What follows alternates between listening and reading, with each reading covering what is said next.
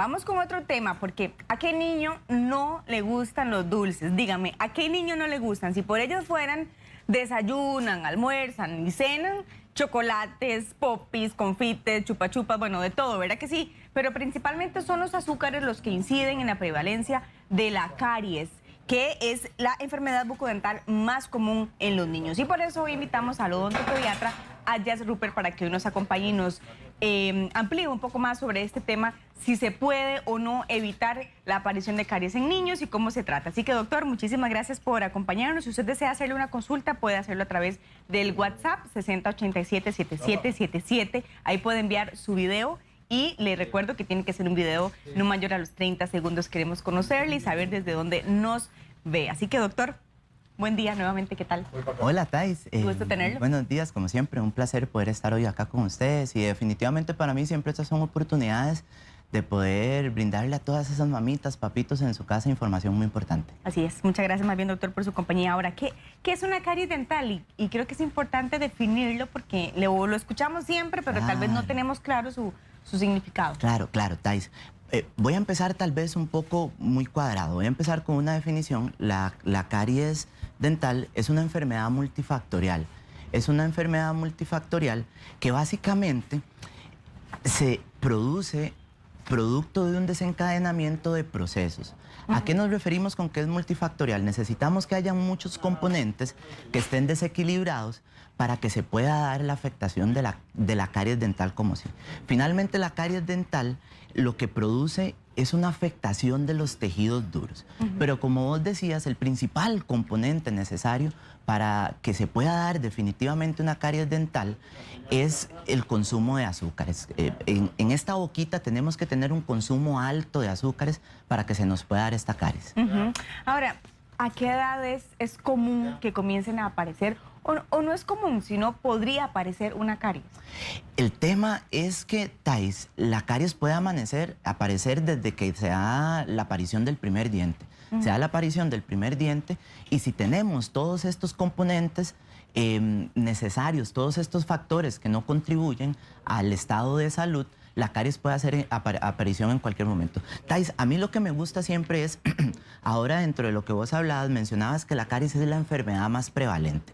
Entonces, ¿pero cuánto tiempo nosotros tenemos de estar escuchando que la caries, que la prevalencia de la caries, que la caries, que la caries? Y el problema es que estamos tratando de atacar una enfermedad que es multifactorial, atacándola solo con el cepillado. Sí. Tenemos años históricamente de estar tratando de combatir la caries con el cepillado o con pastas y demás. Entonces, es que eso es lo que nos han dicho. Claro, y por supuesto, el principal elemento que ayuda para la prevención es el cepillado y la pasta y los demás componentes que nosotros utilizamos pues para la prevención de la caries.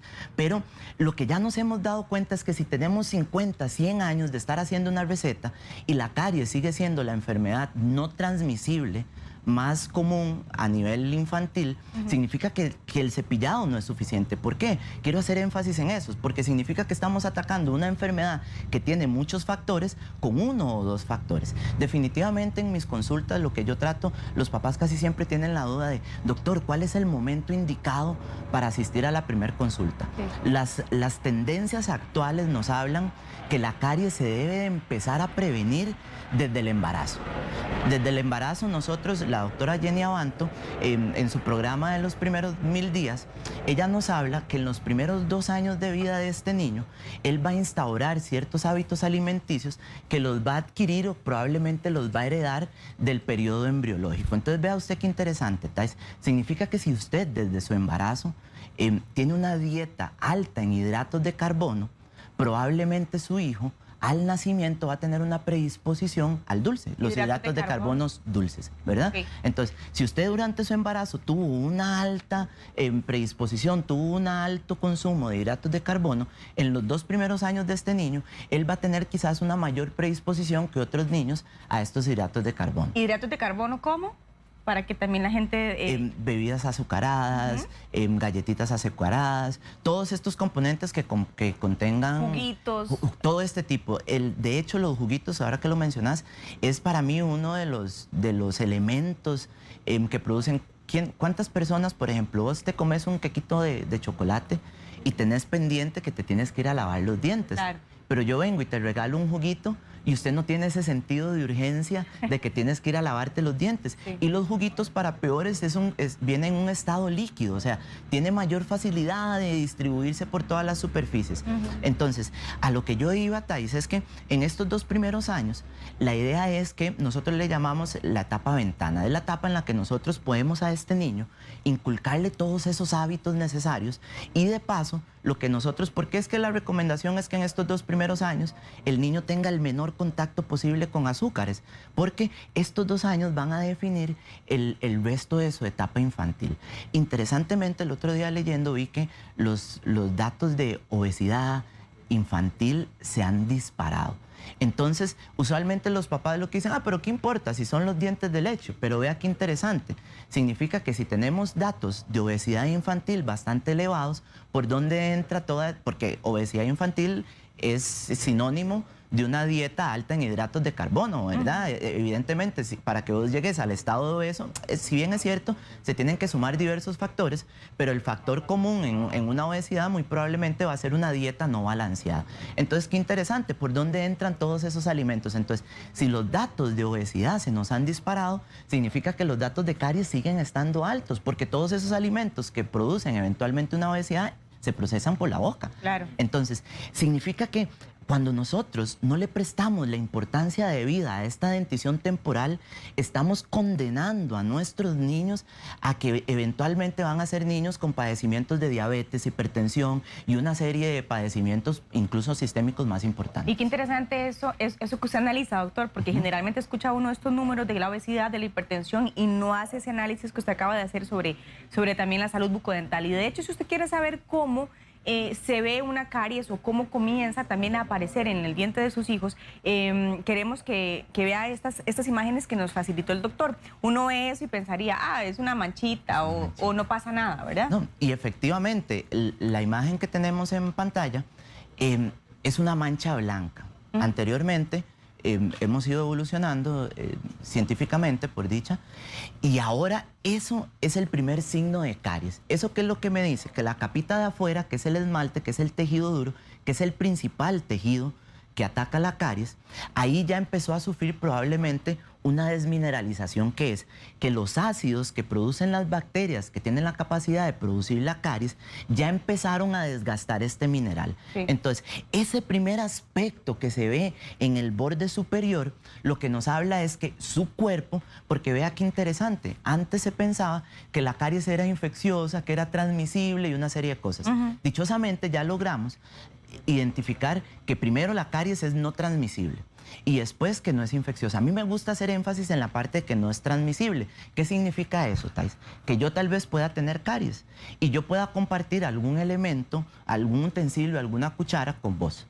Las bacterias que producen la caries pueden entrar en tu boca, pero esa bacteria no necesariamente tiene la capacidad de producir la caries. Porque te acuerdas, como habíamos hablado al principio, es multifactorial. Yo necesito que cuando esa bacteria que ingresó a tu boca, para que pueda desarrollar la enfermedad como tal de caries, tiene que tener usted una dieta alta en hidratos de carbono, tienes que no tener los elementos preventivos, que es el cepillado, una pasta florada. Entonces, por eso a veces algunas mamitas me dicen, doctor, pero qué raro, yo tengo 3 hijos. El primero no tuvo caries, el segundo tiene muchas caries y el tercero tal vez no tiene caries.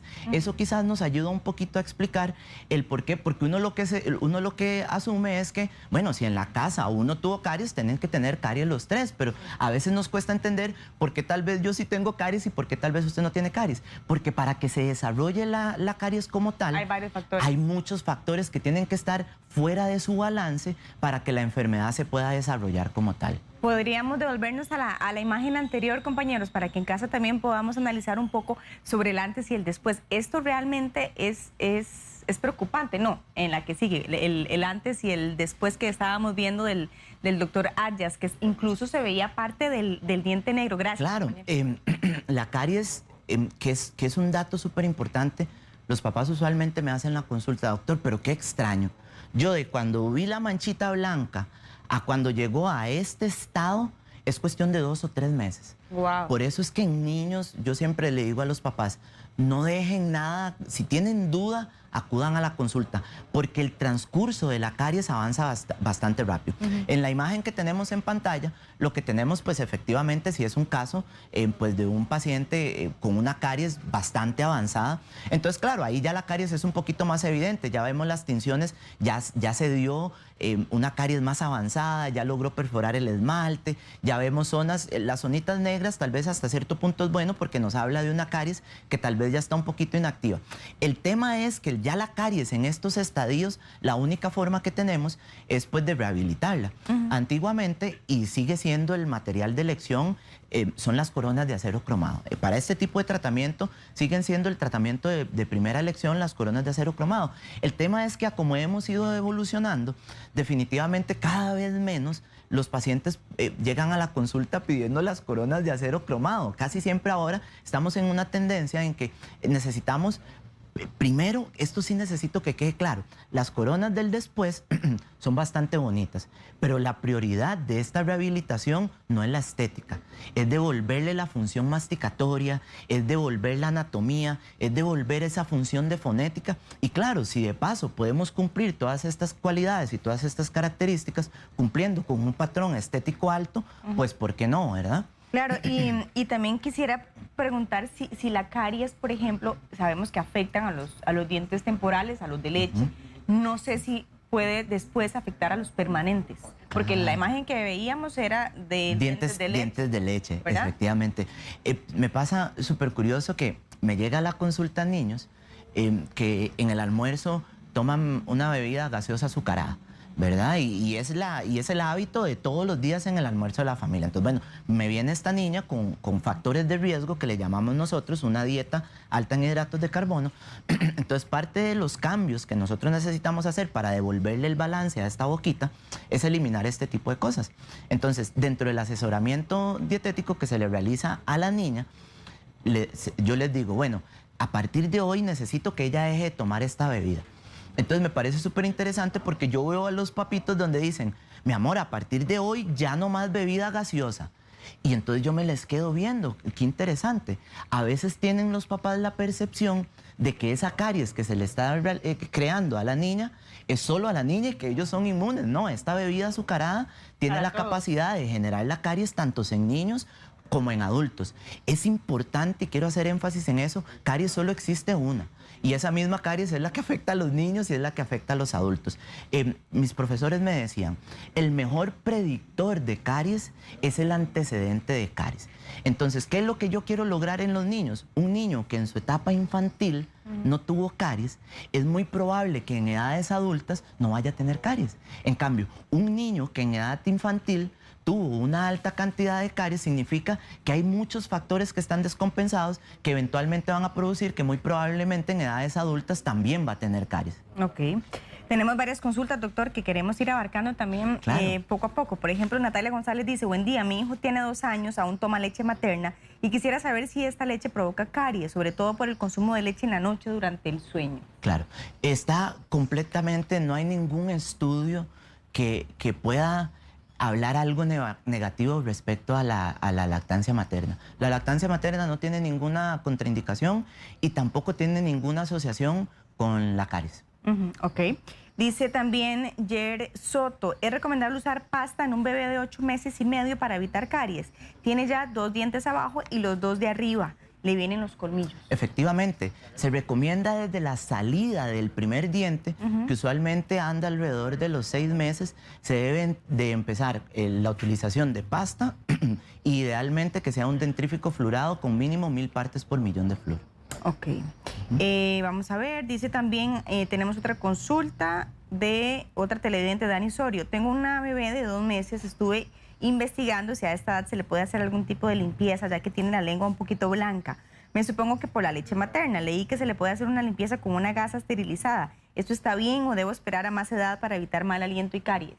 Es súper interesante. Hay ciertas teorías un poquito más modernas que más bien están hasta cierto punto en esta etapa de 2, 3 meses, están siendo un poquito más delicados con la remoción de la superficie de la lengua. ¿Qué es lo que dice esta teoría? Que las inmunoglobulinas que contiene la leche materna en esta etapa tienen que se reposan sobre la superficie más externa de la lengua. Al nosotros realizar esta higiene con una gasita, las estamos removiendo. Entonces, lo que se dice es que la higiene realmente como tal debería tener un énfasis cuando hay la aparición de dientes. Ok, Beverly Cruz dice, tengo un niño de 3 años y he notado que desde hace unos meses le empezó a oler la boquita mal en la mañana cuando se despierta, aunque se le lava los dientes todos los días. ¿Será debido a una carie? Bueno, está un poco, ocuparía más elementos como para poder inclinarme hacia un posible diagnóstico de una caries. Más sin embargo, definitivamente es un casito que considero que lo ideal es pues una consulta para poder evaluar todas las estructuras, pero efectivamente tendría que ser una caries muy extensa para que ya nos pueda estar generando un mal olor. Yo siento que podría ser más bien algunos otros factores. Eso era lo que yo le iba a consultar, si realmente la caries produce mal olor, produce dolor, no sé qué otros síntomas produce aparte de lo estético. El principal, claro, el principal problema de la caries evidentemente es que en algún momento llega a doler. Y Thais, cuando vos, se me quedó eso en la mente, cuando estábamos conversando de qué tan importantes son las caries en los dientes de leche. Fíjese usted, Thais, que a los 6 años se da la salida de la primer molar permanente. Esa muelita sale atrás, y esa muelita que sale a los 6 años tiene que vivir hasta los 80, 90 años. Imagínese usted, Thais, que esos dientes de leche tengan muchas caries. Entonces, eso significa que la bacteria que tiene la capacidad de producir la caries vive en esta boquita. Sale a los 6 años, esta muelita que nos tiene que durar hasta los 80, 90 años. Yo siempre le digo a los papitos, hagamos esta analogía.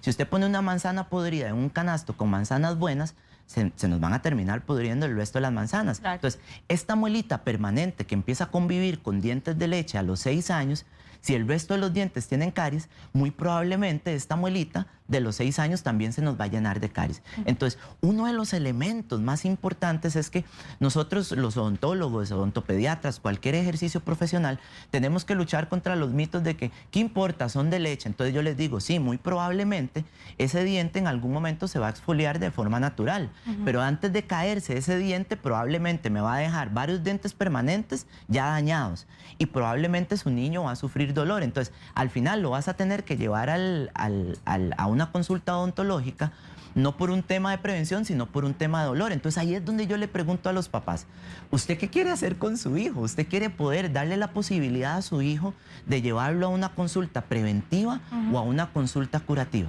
Okay. Excelente, doctor. Muchísimas gracias por sus explicaciones tan amplias. Si usted desea contactar al doctor Ayas Rupert, le recuerdo que él es odontopediatra. Sé que sus hijos también lo van a amar porque además tiene una dulzura particular con los niños, así que muy bien elegida su profesión, doctor. Muchas gracias. Y si usted quiere llamarlo, puede hacerlo el 4702-9010 o también puede hacerlo el 7013-6678. Ahí están en pantalla. Y el doctor aparece en Instagram como dr.adjasroper. Excelente. Así, ¿verdad? Excelente. Muy bien, muy bien.